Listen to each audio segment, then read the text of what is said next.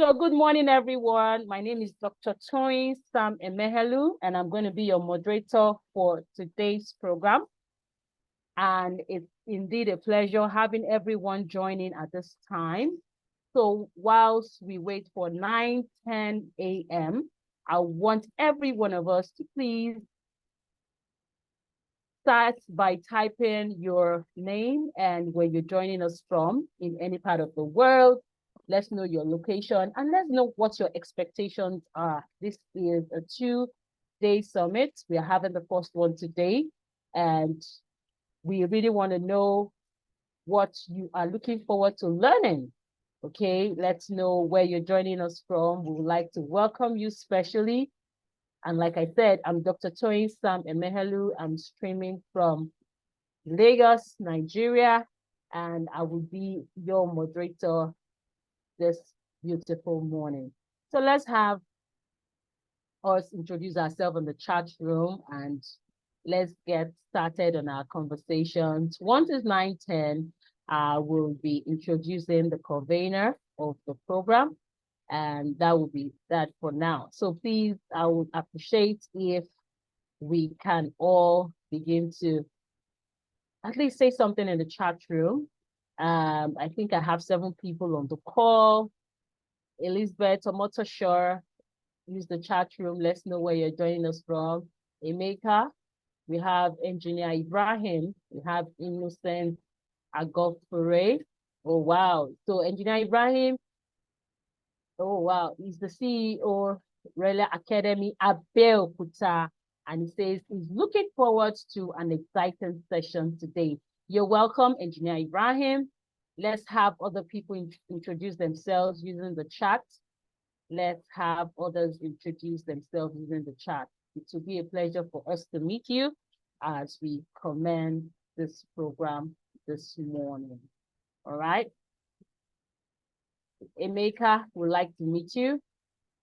Yep, and I have in the room my own mama, my own mentor, Mrs. Folasade Adefisayo. Good morning, mama. So good to see you. Okay, you can see we already have our facilitators in the room, and I'm also looking forward to an exciting session to learn, to unlearn, and to relearn. All right, so let's keep having the introduction and let's see, let's see how we can kick off this morning.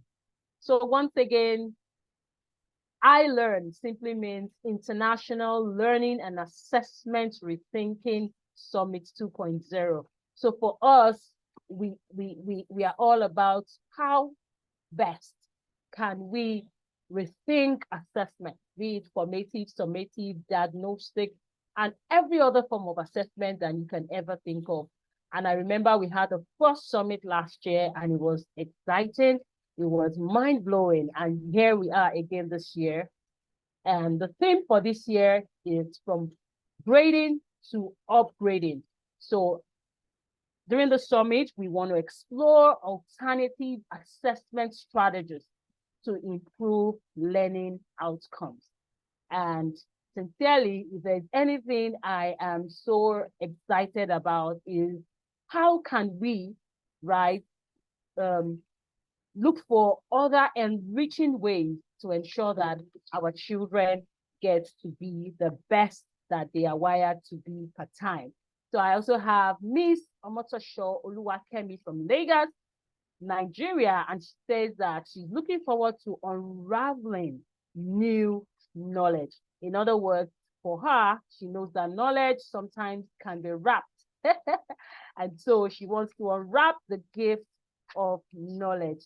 And that for me is super exciting. Before I call on the convener, Mr. Bosun Adedokun of Thesis Education, I've been reading a book recently and the book has been very insightful. And I just want to share something about what one of my greatest legends in education mentioned about. And this person is the person of Sir Ken Robson. And it's from the book, The Leader in Me. The Leader in Me happens to be a book written by Stephen R. Covey. And it talks about how schools around the world are inspiring greatness, one child at a time. While we rethink assessment strategies, what I want to read about, there's a statement that Ken Robson made that actually hit or struck a chord in me. And it says that the fact is that given the challenges we face in our world today, education doesn't need to be reformed, it needs to be transformed. It says that the key to this transformation is not to standardize education. So we all know that our assessment form over the years has been all about standardization, but Ken Robson says that the key to transforming our education is not to standardize education, but to, one, personalize it, two, build achievements on discovering the individual talent of each child. And it says that it is also very important to put students in an environment where they want to learn and where they can actually discover their true passions. And I am looking forward to this summit to help us achieve this thing that Ken Robson has mentioned. It says that we should not just standardize education. We should not just standardize assessment when it comes to grading and all, but then we should actually look at how we can personalize it to build achievement on discovering the individual talents of each child, to put students in an environment where they want to learn and where they can naturally discover their true passion. So you can see learning has started already, and I'm so glad to see my friend, my mentor, the convener of this program. Before I hand over to Mr. Bosu Adedoko, I want to say welcome, Emeka. Emeka is joining from Lagos, Nigeria, and he says that his expectations are to learn something new and enrich his knowledge. Welcome everyone on board once again. At this point, allow me to hand over to Mr. Bosu Adedoko. Kindly unmute your mic, sir, and good morning. Let's get to hear from you. Okay, good morning, everyone. Good morning, sir. We can hear you loud and clear. Okay, trust we're all doing great today. Thank you all for joining this morning, and we do appreciate you. This journey started last year, and we're grateful for all the support we've received and for as many that has joined us today again to move this further. I'll be sharing more about my thoughts on why we kicked off this conference last year at the physical session on Saturday. But having said that, let me welcome and appreciate our mommy and our mother for joining us, Mrs. Folasade Adefisayo. And thank you for your support always. We do appreciate you. Like I always say, Ireland, it's a conversation we started, and we want the ecosystem to own it. It is not us. It might be an idea we muted, but the truth is we want the system to own it and drive that conversation around how we can improve learning outcomes, focusing on assessment, grading, and testing. Never should we find or get to a point where assessment becomes a barrier to learning or inhibits learning in any way. So on that note, I want to say welcome to everyone. Thank you for joining. And without wasting time, I will return the stage back to Toyin to introduce our keynote speaker and the first presentation for today so that we can maximize time. Then I'm sure in the chat room, we will share the schedule for today. After each session, we will break and we'll take a technology break or whatever you call it so that we can rest and reconvene. So you won't be online from now till the evening period. After the session, questions and all of that, we'll take a break, then we'll return to the platform. Thank you, everyone. We'll appreciate.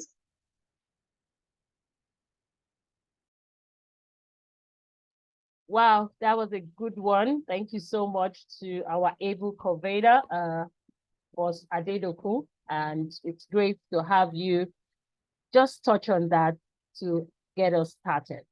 Yeah, so at this point, I would like to introduce our keynote speaker.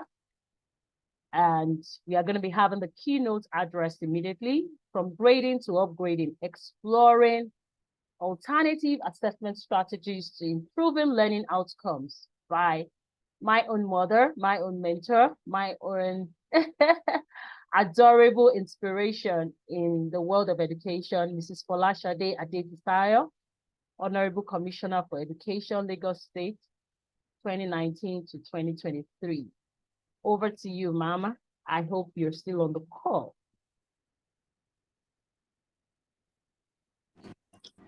Yes, I am on the call. Good morning and welcome, ma'am. Thank you so much for having me. Thank you. I must congratulate Bosun. I mean, this is a very important conference. I hope you can hear me well and I'm clear. Yes, we can hear you loud and clear, ma'am. Loud and clear, great. Yes. It's good to see all of you, and good to see that in our own sector, we are not just talking about generic things anymore. We are now going deep into education itself, into pedagogy, into learning, into teaching, into assessment. I'm very excited about the development, because I think before we were too, whenever I went for conferences, we talked about, okay, classroom management, very important, very key, very critical, but we were not going deep enough, I felt, into teaching and learning, you know. So you forgive me, I'm just setting up my, so I'm not very clear, I can see, but please pardon me. Let me start. So the topic is very interesting. When you gave it to me, I had to do a lot of thinking that how am I going to approach this? It's a keynote, therefore I think we agreed a keynote is a short one. It's just to set the tone for the rest of the day. It's not to go deep into the topic. So it's to introduce the topic, and that is what I will try and do, and hope that subsequent speakers will build on it, expand it, expatiate it, and you know, lead us into the deeper issues. So from grading to upgrading, exploring alternative assessments to improve student outcomes. I like that topic because ultimately what we are trying to do is to improve student learning outcomes. Why are they in school? We want them to do well. We want to give them really superb learning. We want them to have really superb learning outcomes. And how do you do this? Is something that scholars have studied over the years. So I think it's very important because, yes, that's why we want children in school. And I would also take from some of the comments of the people who came on board. Why are you here? You want to enrich the ways to assess learning. Yeah, because we tend to be one way and we believe that that one way is just what we need to do. But we need to expand, it's quite clear. And I'll go on into why. Someone said you want to learn something new. Well, I hope you learn something new from this school. I'm certain you will, because there are so many ideas bouncing around about how to change assessment. I've been involved in one or two, and I've found it very exciting, and you know, especially leveraging the power of technology. So another person, and Bosu himself, said how assessment will not become a barrier to learning. And that takes me to the next topic, where it says, what are the traditional methods of assessment? We all know it's basically summative. We don't even explore the power of formative assessment. I'll tell you a story. Yesterday, I had a brainstorming session with a group, and we talked about science and how we are just not teaching science well. A daughter, one of my children who went to school, went to university outside the country, she called me. She had A1 in biology in WAEC. She called me. She said, Mom, I don't know what we're doing in Nigeria. It is not biology, because I'm bottom of the class. I don't know half of what the others know. I have to have extra tutoring so that I can come up to speed. And you know, and that's because we are not taking our science seriously. So one of the students I was brainstorming with yesterday said, do you know why I hated biology in school? I'm a biologist, so you can imagine how painful to hear someone hated biology in school. And I said, why? He said it's because biology is, I only wrote notes that even up to today, and she's married with a family, She said, I still have nightmares of my former teacher. And she mentioned the teacher's name. Because all I did for my 3 years of senior secondary during biology was writing notes and no more than that. She never really taught. She wrote on the board, you copied, and then the lesson was over. And of course, the summative was then, so there were no, she didn't take advantage, like I said, of formative assessment. Formative assessment, of course, the assessment that you do while the class is ongoing, and is based basically on the quality of questions that you ask, making sure that most of them are not closed questions, yes or no questions, but open-ended questions that will lead to flexibility, thinking, making assumptions, coming up with theories and so on before you get to your answer. So that's the way we've been teaching it. But it's clear that we have to move away from that. Because can you imagine that 15 years after leaving school, she still has nightmares about that subject? We just focus on summative assessments, weekly tests, where we ask a few questions, mock exam, where we pass question papers, try keep doing them. After a while, you learn how to answer past exam papers and you do well. And of course, the high stakes itself, the king of them all, WAEC. Like I used to tell my students when I was still working in school, which I miss a lot, by the way, I would say, you see, WAEC is a gatekeeper, unfortunately. If you fail WAEC, you are going to, the gate is shut against you. And shutting that gate against you means you will probably not be able to go forward. So we do have to provide other options for our students, but that's a story for another day. Right now, we are mainly talking about how this high stakes exam is has become a barrier to learning. And I'll give you and the main reason why it's a major barrier is because there's a lot of focus on lower order thinking skills, the quality of the questions. The questions are based on the lower thinking skills. You know the Bloom's taxonomy hierarchy. I think I'm coming in on Saturday and I'll show the Bloom's taxonomy hierarchy. So at the bottom, there are things like list, explain, define, name, and that's where we have concentrated most of our efforts in assessing learning has taken place. Like, for example, I always use this example. Sorry, it's because I've been long out of school, but it's my pet peeve. For my master's in education, I studied the WAEC biology exam and the Cambridge IGCSE exam. The WAEC exam said, draw the eye and label. Now, what thinking skill are they asking you to do there? It's focusing on rote learning, on cramming, on memorization, on cram and pour, as we call it. Just label. Then when you finish labeling, you said describe 2 of the parts of the eye. That's a very easy question if you've crammed and poured. The IGCSE exam, which people think is easier, actually said, actually drew 3 eyes and said, what is wrong with these 3 eyes? Compare the 3. Describe what the symptoms are and describe how this can possibly, how you can probably rectify the situation.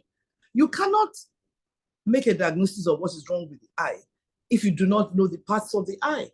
So they applied the learning. We just said cram and pour. And so, so the problem with that, of course, is that it has failed in a lot of ways because it has constituted a barrier. Like Bosun, I don't know if Bosun was talking about this, but he did use that word barrier. But it has constituted a barrier. There's too much focus on rote learning. And like we said, it fails, and ultimately fails to capture the broad range of skills you learn in the classroom. When the student is in the classroom, you are learning even more than biology. When the teacher is teaching biology, the teacher is also teaching public speaking, he's role modeling, confidence and assertiveness and motivation. The teacher is also unconsciously or consciously teaching a lot of other skills that we know about, the 21st century skills that we keep talking about. If the class is modeling all these critical thinking, problem solving, innovation, creativity, then we are not assessing those. We are treating them as if it's an adjunct, but it's really, really part of your class. It's not an adjunct. How do I, how are we going to be able to capture the essence of the full essence of all the skills that a student learns in the classroom, such that we are enriching the learning experience? So it's a kind of assessment that not only says you are good or bad, but helps you to see how you can improve and how you can grow, and also integrates the 21st century skills that are so essential for a student to be able to be successful in the next century. Because I always know that because teachers have to go for WAEC, because they have to go for WAEC, that is one reason, a very cogent reason why, you know, we just teach cram and pour. Because if you want a student to pass WAEC, you better teach them in a particular way. But I think I like what we're doing, that all of us now, by the time many voices rise, WAEC will start changing. And they have. If you notice the questions in the past 2-3 years, people like me and a lot of other people have been campaigning. The quality of questions is too poor. You know, I mean, look at another pet peeve of mine. There's a question, you know, I was teaching my daughter GSS 3. After a while, she had to advise me not to teach her, because she said, look, I need to pass this exam. And all the things you are teaching me, they may be right, but that's not what I have to write in the exam hall. Like, for instance, there was a question that said, how many parts can you divide culture into? And I said, how can anybody ask such a question? Why would you say, how many parts can you divide culture into? She said, there are 2 parts. I said, which parts? She said, material culture and non-material culture. So she has crammed it. She's very, I said, you are a very good crammer. What is material culture? She just said clothes, shoes, blah, blah, blah, blah. But what is the importance of material culture? Why material culture? Why call it material culture? Then, you know, the essence of it. Why do we dress the way we do? Isn't it the way we dress, the way they dress in desert zones, the way they dress in cold zones, and so on? It's all part of culture, isn't it? Language, art, and so on. But, you know, the question was just so bland that I was so unhappy about that particular question. And that is the caliber of questions that people are asking, so that at the end, our students, our children don't need to think. They just need to just cram and pour and pass. So I think I've said a lot about that. And I think I've mentioned the skills that I think we should try and integrate into our assessment methods. Maybe I should go over them again: critical thinking and problem solving, because in future they don't have to do a lot of critical thinking and problem solving. If you talk to employers of labor, that is one of the most important skills that any worker can have: the ability to look at a solution critically, solve the problem, creatively and innovatively. Creatively, in such creativity is not about art and design only. I mean, that is there, but in such a way that is an elegant solution that will solve the problem at hand. And of course, innovatively, in that you do it in a different way from how they've always done it, and come up with a better answer. So there must be a focus on problem solving, on collaboration and teamwork. You know, you have to now start to know that people must work in teams. All our attempts over the years to talk about assessment, about grading, about teaching in the classroom, all of it was due to collaboration. It was not one person's singular effort. It was a lot of people talking, a lot of people coming together, a lot of people working together. How many years have we been at this person? How many years have we been at this doing? Many, many years. But bit by bit, we are chipping away. And before our eyes, we are seeing change. And I'll mention where I've been seeing that change. So collaboration and team, people are going to have to collaborate and work together. There's no more superstar alone. You can't have all skills, all knowledge, all understanding. There's too much to know. And of course, we must have digital literacy. We must have a way of assessing the quality, the students' their level of digital literacy. And it's not teaching students just PowerPoint, Word, and so on. It's also getting them to understand the responsible use of technology, social media, artificial intelligence, robotics, coding. All those things are extremely important, and we must find a way to assess them. And of course, leadership, personal leadership. We must find a way to assess that a student is a leader. And it should feed into our assessment methods. When you talk about leadership, it means leading yourself, motivation, assertiveness, your public speaking skills, your ability to engage an audience, your understanding of your empathy for other people, your level of emotional intelligence. I know I'm sounding too this, but it's possible because these are not subjects. This is just a way of assessing, a way of teaching, and it has a way of integrating itself. And of course, we must be able to assess our students' level of citizenship. So this can be done in many ways. For me, the one I love most is formative assessment. That is during the course of the classroom. How am I going to gauge that my learners are learning? How am I going to, like I said, is asking the right questions, putting them together, and not just the teacher asking, but training my students also to be able to ask me questions that are cogent, questions that are open-ended, that will lead to a lot of critical thinking and for me too, a lot of intelligent reasoning. So I'll train my students and train myself, make them work in groups collaboratively to come up with a solution. That way, honestly, they have already exhibited so many of the skills we've talked about. They've done collaboration, they've done personal leadership because you have to be disciplined to work in a group. They've collaborated with other people. They've gone through critical thinking, problems of innovation, creative, everything. So please don't be worried when we say this, this is too much, I'm just a teacher.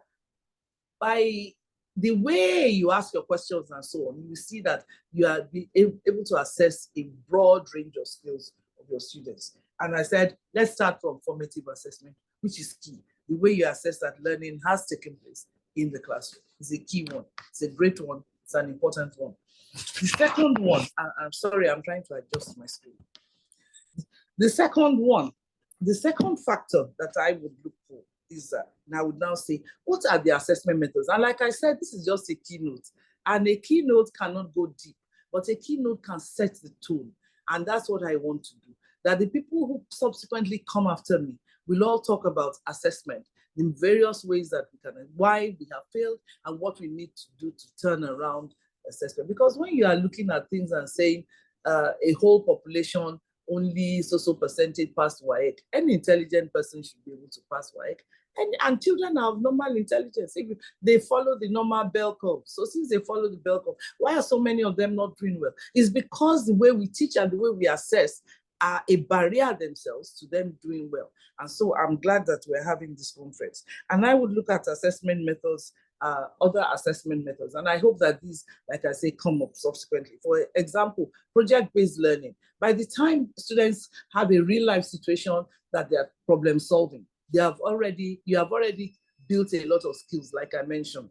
By the time they are into inquiry is research, where you give them a problem. Go and find out about this. And let's see. For example, there was a time years ago when we said, what is the impact of pure water sachets on the environment? And students had to research. And one of my students came up to me and said, Mr. Adefisayo, this is going to be on the surface of the earth for 800 years, minimum. How many generations? So this pure water sachet that I'm using today will be met by my great, whatever it is, grandchildren. That this is serious. So they did a lot of research. Like when you tell students to research into what is happening with global warming, in Yaba, where I live, for example, the parts that are on the shoreline are gradually dwindling because there's a rising level, the sea is rising. And when the sea rises, going back to the lagoon is rising and eating up the shore, and the livelihoods of people are in jeopardy. They have to keep moving. You know that there's going to be a point where the people who are living by the shore will meet the people living on land, and there may be clashes because they have to keep moving back. So these are some of the things that you can tell them to research into, and you can imagine all the skills that come into play. Having a portfolio is important. I will talk about that when I get to the feasibility of all these in Nigeria. Performance-based ways of assessing learning, collaboration, working in teams, giving them authentic projects to do. Yeah, like solve, like in the community, how can we solve the problem of garbage disposal, for example, of children not going to school, for example? What do you think? And you'll be surprised at the solutions that they've come up with. Self-reflection. You have to, assessment, I also like assessing when you self-reflect, when you look at some, like at the end of today, I will self-assess myself. Did I talk sense or was I just talking garbage? Did I come here well researched or did I just come here to come and fumble and wumble? And by the time you've been a facilitator for many years, you can actually fumble and wumble your way through many, many presentations, even if you know very little about them. So I will do some self-reflection. So again, that is a way of assessing learning in the class. How was the class for you? What should we do better? What didn't you do well? What, these are things that you can do with your students with the last 5 minutes of any class. So there are so many other methods by which you can assess that learning has taken place. And is this feasible? Of course it's feasible in Nigeria. A lot of private schools, they are not, that I've worked with, they don't rely on just exam, the summative exam, the weekly test. That's not enough. That's not enough.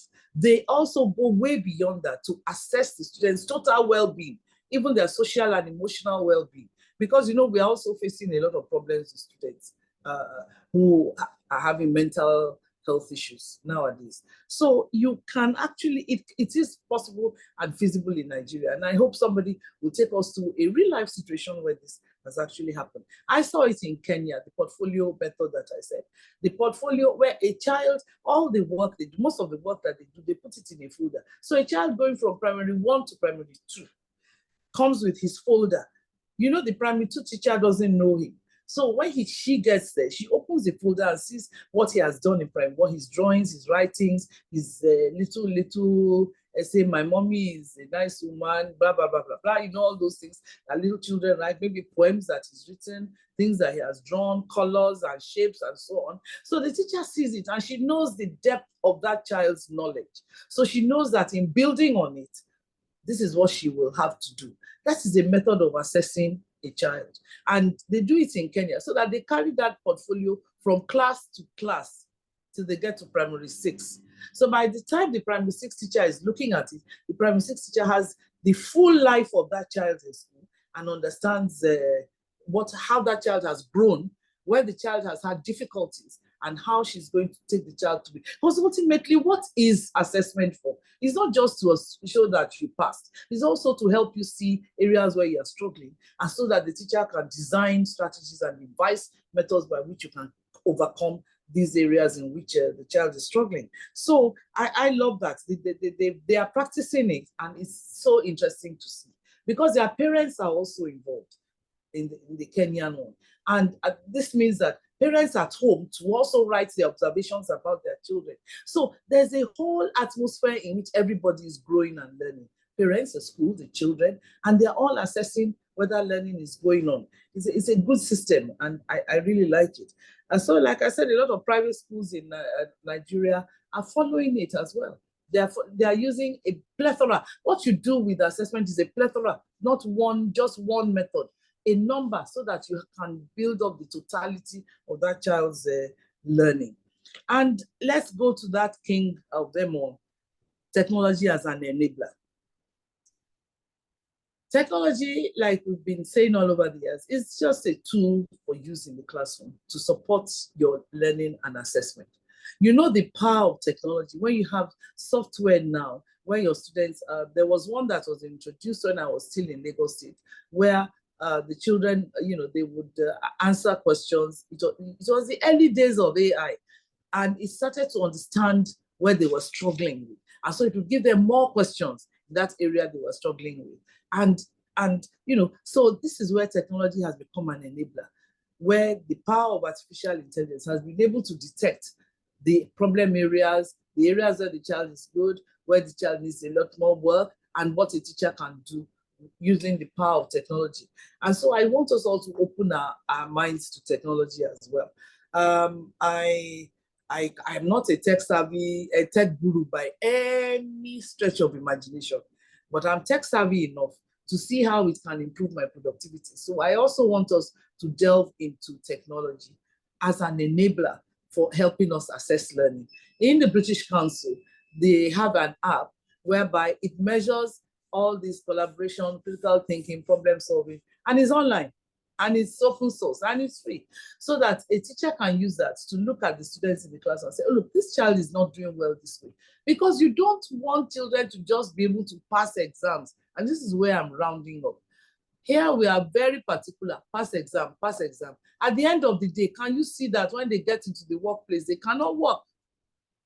So you've got to help a child to be a total child. And all of us like to say we are educating the total child. What does that mean? It means you have to give a child the plethora of skills that they will need to be able to do well. And that's why I said use technology as an enabler. You, the teacher, you are a facilitator. Facilitate the process by which all your students learn. I'm hoping, like I said, that, and I will stay on for as long as I can, so that I at least learn from other people as well. I really want to learn about this. I really want to go deep into it. And that's why, like I said, I had that brainstorming session with the group yesterday. So here I must thank Boston very much. Thank you for many years of work in this particular vineyard. Thank you for the effort put. I remember the early days. It wasn't this sophisticated. And I'm not sure that you knew it would get to this, but by steadily staying on course, you have reached this level. And that's learning. I'm sure you were learning all the way. You will learn this year and take it into next year. So it's also part of learning and assessment and grading, so that we keep learning, we keep growing. And as for dear Dr. Tony, always there, always supportive, always there. Always learn, always growing, never the same last year to this year. I'm privileged to know people. I'm very privileged in this work that I do, in that I meet interesting, great people who are committed and passionate and focused on how we can improve education in Nigeria. Thank you very much. Have good deliberations. So yeah, I can't hear you. Sorry, I thought that my mic was on. Wow. As usual, Mama, you nailed it. And I just want every one of us to just drop in the chat room. What is that one thing that stood out for you? What are those things that she said? I think for me, I quickly wrote down, because I can't wait to explore the British Council tools for measuring the 4 C's: collaboration, right? Critical thinking, communication, citizenship, education. So much we have to do around the C's.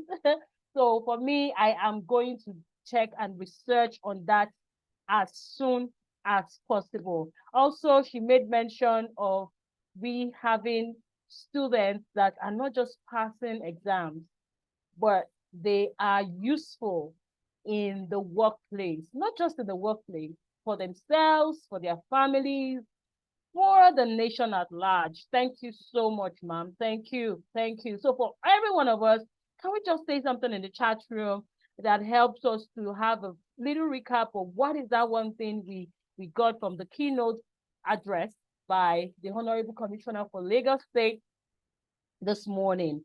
So I would really like to, yes. So Temidayo says, for me, it is the standardization part. WAEC needs to change the way exam questions are being constructed. Once that is done, every other part follows. So that's from Temidayo Adefisayo. Now, if we have any questions, please let's drop it right away. We still have our keynote speaker in the room, so please ensure that you drop your questions. Yes. So I get to hear from Christy. Hello, good morning, Christy. How is Abuja this morning? She says that skills of academics, good questioning skills that enable critical thinking is key. Thank you, ma'am. From America, we have, thanks, ma'am. I would research ways of asking questions and making sure the pupils are following and not just final grading assessment. Right? That is very key, because the quality of questions you ask determine the quality of responses or answer you get. Then I have here, okay, Temidayo say thank you for the enlightening session, ma'am. Doreen says, thank you, ma'am. It's indeed important for us to focus on the assessment for we have comments, observations, contributions, and general comments, and if you would like to speak right, you may want to raise your hand so that I can call you to say 1 or 2 things before we go on our short break to come back again in some few minutes. Okay, so Tolu says, engaging with the children and approaching assessment in creative ways and using the Bloom's taxonomy to explore high order thinking. Interesting. Do we have anyone that wants to say anything? Right. Well done, and thank you so much. So we're looking out for other observations, other contributions, general comments, questions, as the case may be. Agnes Majekodumi says, for me, it is the encouragement for us as enablers and teachers to use technology more in order to extend knowledge. And in addition to that, help us to become creative. And I think that for us, it's more of integrating in everything that we do, especially as wives and mothers. I use technology a lot for my own personal productivity, just like the commissioner has said. I also do that a lot, and it just makes life a lot more easier. Then we have Adejoke says that, thank you so much, ma'am, for all that amazing insight. She has a question. She said that she wants to ask if the federal government is really keen on revamping the curriculum. So this is a federal government question. Okay, so former Commissioner, ma'am, I would like to hear from you. A question from Adejoke. Yeah. First of all, thank you for all the comments. I've been reading them as well and enjoying them. There was a comment about, it's similar to that comment that said they just have to, WAEC just has to change the way they ask their questions. They're only going to change if we keep on talking. And that's my point. If you watch WAEC very well, they've actually shifted a bit in the past few years. And that is from a lot of criticism from a lot of people that what are you measuring? What do you want to measure? You are not measuring what you need to measure. And so they've started shifting focus. And a country that is very serious about the exam is Ghana. I know we all do the WAEC. So Ghana too is very, very serious, very, very determined that no, we don't like this way of asking questions. So there's a shift. So keep on talking. Huh? We can't, it's difficult to push an elephant, but you can push it bit by bit. You push it. And at a point, a single finger will push it. But first, we all need to keep talking. Yeah. And then do we need to teach children just pass WAEC? No. We need to teach our children to be useful citizens for themselves. So if WAEC is doing that, it should not discourage us from still ensuring that all the skills that our students need, we give it to them in a lot of ways. It shouldn't, because they're going to go out into the world. And whatever you teach them is going to follow them and help them. Wow, that's amazing. Explicit and distinctly captured. So let's keep talking. Don't let us keep quiet. The more we talk, the more they get to hear us, and the better outcome we will all achieve. Agnes says that reflective thinking should be done after our lesson. What can I do better? How did the lesson go? Okay. In addition, Agnes, you don't necessarily have to wait till the end of the lesson. Reflective thinking should be ongoing. Then I have another question from Kashmir. It says that how much professional development training do we expose our WAEC examiners and moderators to up their skills and be at par with the rest of the world? Again, we have to keep talking, but are they here? I'm not happy with how there's this dichotomy. Practitioners in private sector talking to themselves, practitioners in public sector talking to themselves. The two do not meet, and that's why reforms are taking longer than they should. But there should be a way of talking across and to each other, and that's what is always in my mind. So yeah, we can't train them; they should train themselves. But we can expose our ideas to them. And I think maybe next time we'll invite people from WAEC to join us for such a session. And let's see. Very true, very true. That dichotomy is quite discouraging. Yeah, very wide. Yeah. Mm. Yeah.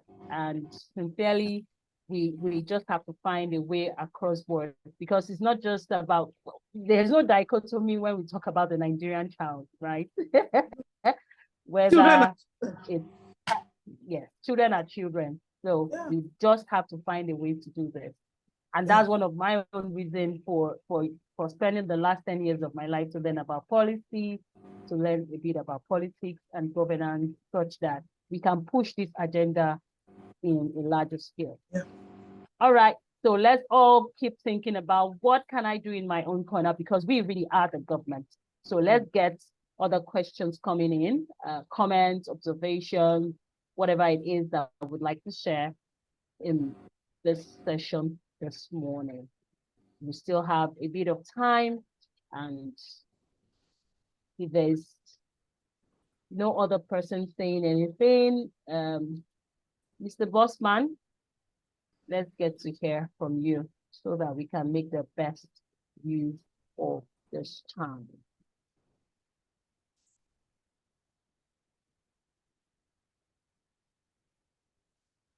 Okay. I'm not sure. Okay, he's here. You need to unmute your mic. Your mic is muted. Thank you. Thank you, Dr. Toyin, for those comments, and thank you also to Mommy for that powerful keynote. So the idea for us is that statement of how we can intentionally, as educators within the system, remove those assessment practices that limit learning. Very important. We do them, we probably don't know that we do them, in the way we ask questions, just like Mommy talked about, in the way we also deliver lessons and all of that. Two, it's also very important that we continue talking and discussing this. Some of these challenges, we still have it in our own private education space. And the truth is, if we will be examples and we will also provide direction, or sit at a point where we interchange ideas with the regulators we've been talking about, the truth is we also have to up our game in our own corner. Number three is, if we continually focus on the interest of the child, if we continually think in our heart that the best interest of the Nigerian child or the African child should be protected and served, then we will see some of the dangers of the practices we engage in, which is very, very, very important. Then lastly, for me, it's also important that we democratize some of this knowledge across board. Again, our invitation is open to everybody across board. But I think, again, some people also feel that, okay, maybe I'm not supposed to be there, or maybe this is not supposed to be for me. If we call ourselves educators, yes, we probably have a dichotomy of both private and public. The truth is, the Nigerian child is the Nigerian child, the African child is the African child, whether it's in the public or the private school, they'll both meet at some point. They will also build the foundations and the pillars of our society in the future. And so it's important that all of us as practitioners, even when we find ourselves on this kind of platform, we should also exchange those ideas within our own network and outside of it. The truth is, I have seen it. I have two sons. They've experienced this in different dimensions in the schools they've been part of, both in here and outside of here. And I've seen the difference. So the truth is, intentionally, we change and improve on our practice. Then, intentionally, like Mommy said, we push the narrative by keep talking, by addressing some of these things.